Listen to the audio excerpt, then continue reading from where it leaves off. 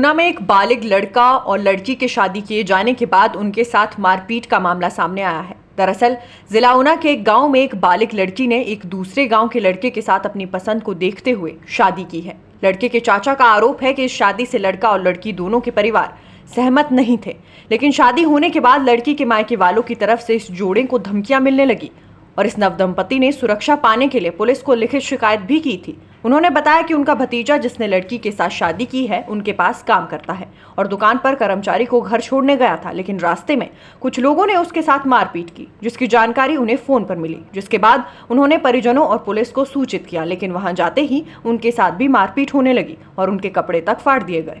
उनका वीडियो भी बनाया गया।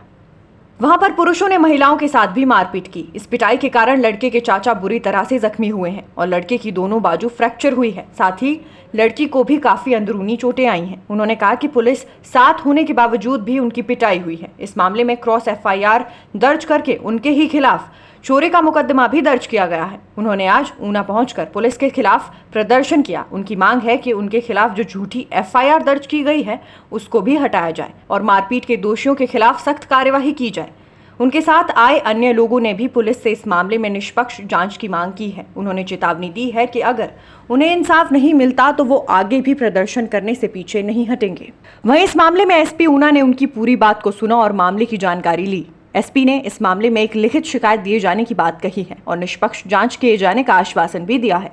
साथ ही उन्होंने कहा कि अगर पुलिस की मौजूदगी में इस प्रकार की कोई घटना हुई है तो इसकी जांच भी की जाएगी। मैं ये कहना चाहती हूँ कि जो भी इंसानियत तार-तार हुई है वो नहीं होनी चाहिए। जैसे किसी को पीटा गया है, उसको मतलब मारने की बिल्कुल कोई कसर नहीं छोड़ी कि कोई बंदा मर जाए, और उसके बाद उनकी मान को भी हानि की है, उनकी रेपुटेशन को भी हानि की है, ठीक है। उनकी रेपुटेशन को बिल्कुल ज़ीरो कर दिया कि चोर बना दिया उन्हें। अब प्रधान के पास क्या सिर्फ एक ही काम रह गया कि वो चोर बन गए हैं। प्रधान अब चोरी करने लग जाएंगे तो आम जनता क्या करेगी? आम जनता प्रधानगिरी करेगी या फिर गुंडागर्दी करेगी? अगर लेडीज़ के लिए हम सब नहीं खड़े होंगे तो कौन खड़ा होगा? लेडीज़ के साथ जो भी हुआ, उनके कपड़े ऊपर करके उनकी वीडियोस बनाई, अश्लीलता की उनको, और लड़कों ने, बंदों ने, जैसे भी थे। उनके घर में क्या अपनी औरतें नहीं थी? उनके घर में अपनी माँ बहनें नहीं थी? उनके घर में भी माँ बहनें, हम भी किसी की माँ है, हम भी किसी की बहन है, ठीक है, हम भी किसी की बेटी है, तो हम उनके साथ खड़े रहेंगे। हम इंसानियत को तार-तार नहीं होने देंगे और इंसाफ हमें चाहिए। आज इकट्ठे हुए हैं, कल को इकट्ठा होना पड़ेगा तो कल को भी इकट्ठे होंगे, उसके आगे इकट्ठा होना पड़ेगा। जितनी बार भी होगा तो हम खड़े होंगे, लेकिन हमें न्याय चाहिए। SP सर ने बोला है कि आप इन रिटर्न एप्लीकेशन दीजिए, तो उसके ऊपर मैं आपको रिटर्न में ही आगे इन रिटर्न में ही आंसर दूंगा। तो अब देखते हैं इन रिटर्न में वो हमें क्या आंसर देते हैं। अगर हम उससे सेटिस्फाई होते हैं तो ठीक है, नहीं होंगे तो हमें दोबारा आना पड़ेगा।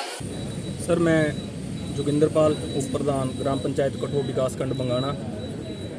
सर, 25 अप्रैल 2022 को मेरा ये भतीजा है सर। इसने अपनी मर्ज़ी से समूर कला में रिया लड़की से लव मैरिज की थी, जो कि लड़के के जो मायके थे उनके भी खिलाफ थी और जो लड़की के मायके थे उनके भी खिलाफ थी। सर, ये शादी होने के बाद इसको निरंतर कुछ धमकियां मिल रही थी मायके तरफ के साइड से, जो लड़की के मायके हैं वहाँ से कुछ धमकियां मिल रही थी। तो इन्होंने DSP हेडक्वार्टर कुलविंदर सिंह जी को अपनी तरफ से एक लिखित शिकायत पत्र दिया था कि हमने जो है अपनी मैरिज अपनी मर्ज़ी से करवाई है, हमें परेशान ना किया जाए। तो DSP कुलविंदर सिंह जी ने एक बरवली जो है सिटी थाना ऊना से उनको कॉल करवा दी थी कि जो बच्चों ने मैरिज की है वो उन्होंने अपनी मर्ज़ी से की है और अपना बयान जो है वो दे दिया है, इसलिए उनको तंग ना किया जाए। इसके विरोध में उन्होंने ये सारा कुछ किया है और उसके बाद जो है सर इनको उठा के लाके इनको भी मारा। हमारी सर वीडियो बनाई गई, वीडियो वायरल की गई। मेरी मिसेज की कपड़े उठा के वीडियो बनाई है, जो चरणजीत प्रधान बना रहा था वो अभी उन्होंने वायरल नहीं की है। और सर इनको बार बार बोल रहे थे कि आप जो है अब लड़कियां भगा के बताओ। ये है सर कि जो FIR हुई है वो बिल्कुल नॉर्मल हुई है। मैं पुलिस को साथ अपने लेके गया था, मेरे ऊपर भी एक जो है FIR दर्ज हुई है, क्रॉस FIR जो मेरे ऊपर भी दर्ज हुई है, तो चोरी का पर्चा मेरे ऊपर किया हुआ है। तो मैं ये सर चाहता हूँ, एक तो जो हमारे साथ गुंडागर्दी हुई है वो उन लोगों को अरेस्ट किया जाए, और जो हमारे ऊपर बिना मतलब का हम पुलिस को साथ लेके जाते हैं, बिना मतलब का पर्चा किया हुआ है उसको कैंसिल किया जाए।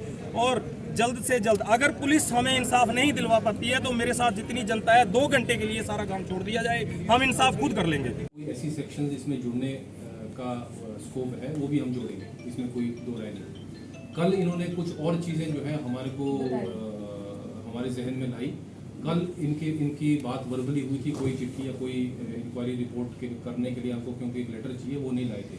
तो कल मैंने इनको सुझाव दिया था कि आप जो है अपनी एक चिट्ठी जो है उनको बना के दीजिए, जिसमें जो आपने फर्दर एक्विजिशंस लगाई हैं कि ये भी हुआ था, वो भी हम उसमें जोड़ेंगे और उसके बाद जो है कानूनी कार्रवाई करेंगे। इन द मीन टाइम मैंने इनको यही कहा था कि भी आप जो है अभी संयम बरतें, अपने जहाँ पे आपके रेजिडेंस है या जहाँ भी आप रहते हैं वहाँ पे रहें। एक और इसमें एक मुद्दा जो इन्होंने रेज किया था वो था पुलिस के जो 3-4 कर्मचारी वहाँ पे गए थे और उनकी प्रेजेंस के बावजूद जो है इनके साथ मारपिटाई हुई। उसके लिए एक बार सुन रहे आप, मेरे को बोलने थे फिर उसके बारे में भी मैंने डीएसपी हेडक्वार्टर को ये निर्देश दिए हैं कि उसकी इंक्वायरी कीजिए कि पहली बात तो वो गए क्यों, और अगर गए तो इस तरह का इंसिडेंट क्यों हुआ। ये अलग बात है कि बाद में फिर एसएचओ भी गए थे, उन्होंने भी मामले में इंटरवीन किया। तो ये 2 चीज़ें जो है हमारी कानूनी प्रक्रिया के लिए इम्पोर्टेंट मुद्दा है और वो हम कर रहे हैं।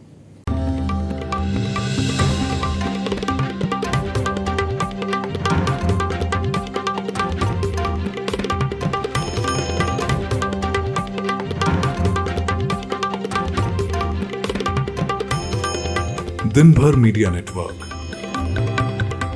हर दिन कुछ खास।